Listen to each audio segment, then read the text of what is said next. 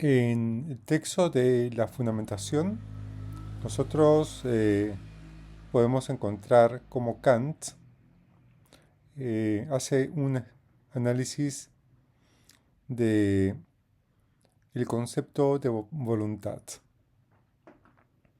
Aparece primero la idea de voluntad pura en el prólogo y después en la primer capítulo esa voluntad pura se convierte en buena voluntad. Y conforme avanza el texto, en el mismo primer capítulo, esa voluntad, esa buena voluntad, se transforma en voluntad legisladora. Voluntad legisladora.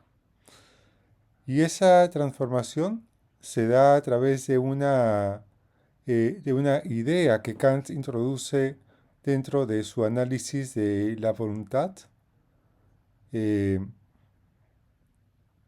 que es la siguiente, ¿no? Que es la voluntad es capaz de seguir una ley, de darse su propia ley, de colocarse una regla. Es una voluntad legaliforme, para decirlo de alguna manera.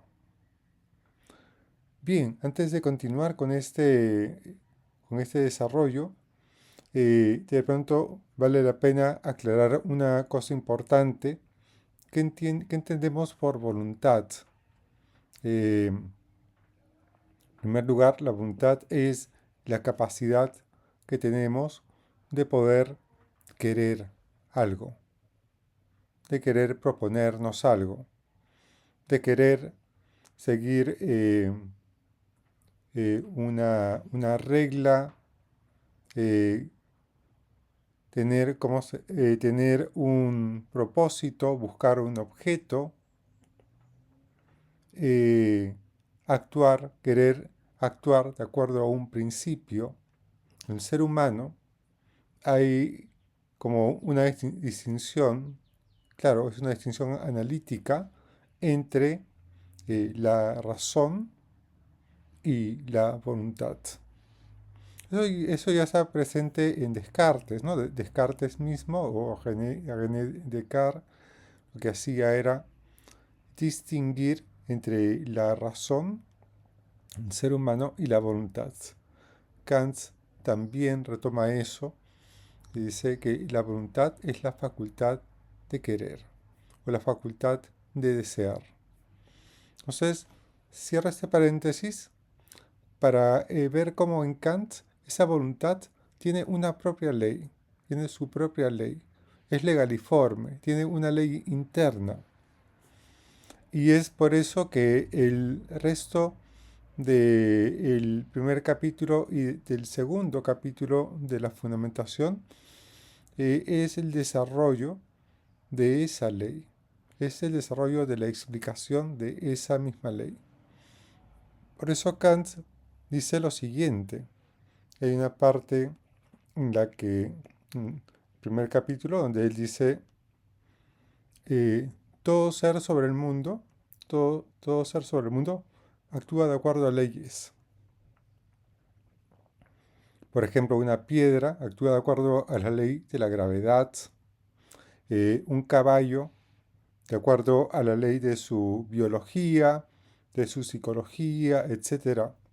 El ser humano también actúa de acuerdo a leyes, de acuerdo a las leyes de su propia naturaleza. Pero en el ser humano hay dos cosas que lo distinguen de cualquier otro ser del mundo.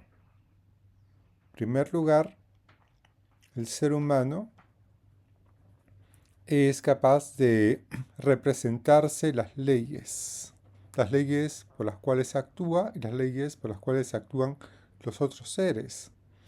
Y es por eso que a través de esa representación de la ley, tener esa conciencia de cómo funciona la ley, en nosotros y en otros seres es que desarrollamos las diferentes ciencias. Por ejemplo, la física, la química, la biología, la psicología, las ciencias sociales, etcétera, etcétera, etcétera.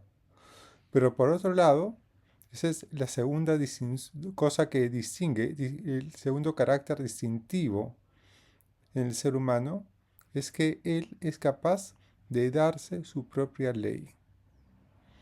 De darse su propia ley. Y es aquí donde se introduce una idea que es importante, una distinción que es importante en el pensamiento moral de Kant, en el pensamiento práctico de Kant. El ser humano puede ser visto desde dos puntos de vista, de dos perspectivas, o puede ser visto también como dos puntos distintos analíticamente. Desde un momento, desde un punto de vista, es el punto de vista de su propia naturaleza, y en el segundo punto de vista es el de la propia razón. El ser humano entonces se encuentra dos elementos, el elemento de su propia naturaleza y el elemento de la razón. Desde el punto de vista de la naturaleza, del ser humano como naturaleza, él está sujeto a las leyes causales del mundo natural. Son las leyes de la causalidad, de las causas anteriores. Todo el mundo natural se encuentra articulado de acuerdo a esa ley, se encuentra comprometido de acuerdo a esa ley. El ser humano, esa ley, las leyes de la naturaleza, se imponen en su propio actuar, en su propio ser, a través de la propia naturaleza del ser humano. Y por el otro lado, aparece el otro aspecto que es la razón, que es la capacidad que tiene el ser humano de actuar de manera espontánea. Entonces, desde el punto de vista de la razón es aquella capacidad o facultad que nos permite darnos nuestra propia ley. Darnos nuestra propia ley.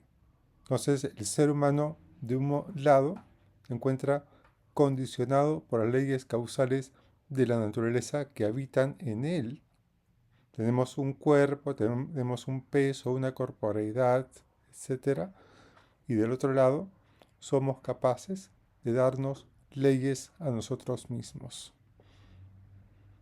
Entonces, desde el punto de vista que va a llamar Kant el fenoménico, es decir, desde el punto de vista del ser humano como un ser de la naturaleza, somos heterónomos, actuamos de acuerdo a leyes que vienen de fuera, leyes de la naturaleza que la naturaleza nos impone, que nosotros no creamos. Y del otro lado, desde el punto de vista de la razón, somos autónomos, somos capaces de darnos nuestra propia ley.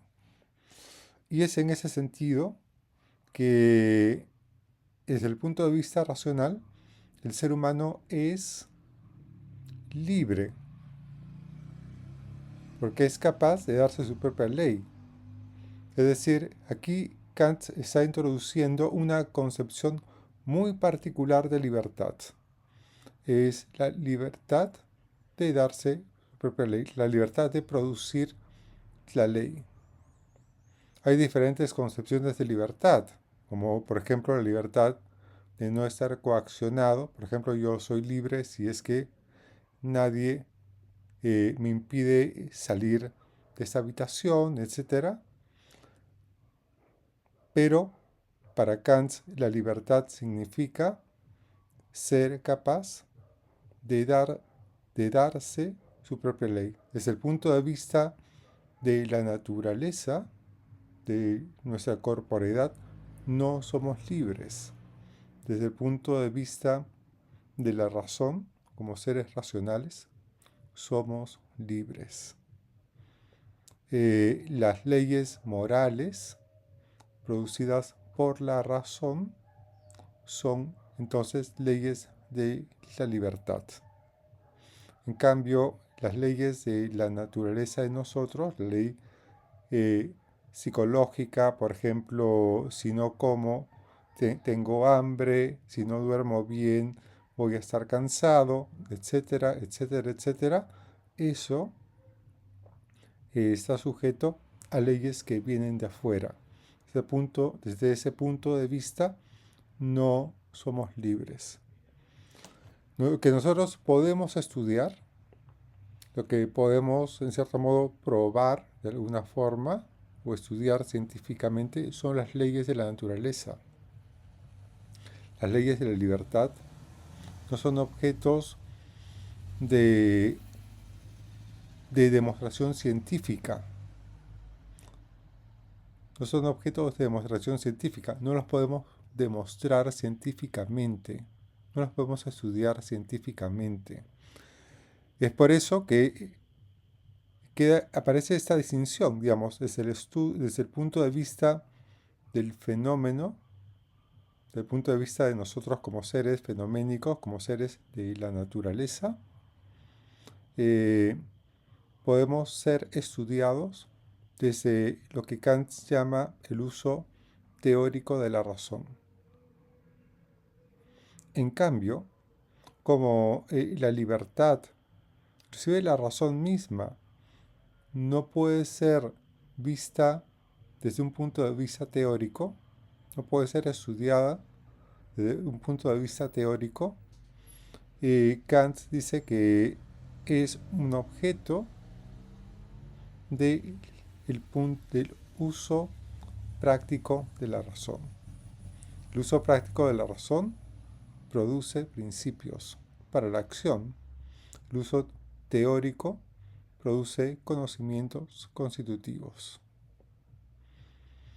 Aquí hay una diferencia adicional con la que quiero terminar, y es la idea de que en el ser humano existe, mejor dicho, la idea de que entre Kant y Aristóteles hay una distinción muy clara, porque tanto Kant y Aristóteles distinguen al ser humano como un animal racional, pero mientras que Aristóteles considera la razón como un elemento del mundo natural, Kant distingue la razón de la naturaleza. La razón no forma parte del mundo natural, porque para Kant el mundo natural está gobernado por las leyes de la causalidad y la razón es espontánea, libre y capaz de dar sus propias leyes,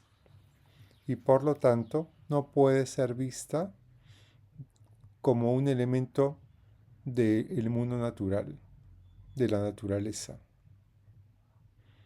Entonces, para Kant, la razón y la libertad forman parte de la realidad, pero la realidad no se agota por completo en el mundo natural, sino que hay algo que está más allá de la naturaleza, que forma parte de la realidad también, y ese algo es justamente la razón y su propia legislación. Esta razón legisladora es análoga al concepto de voluntad con la que hemos iniciado esta entrega. Bien, nosotros nos quedamos acá y será hasta otra oportunidad. Gracias.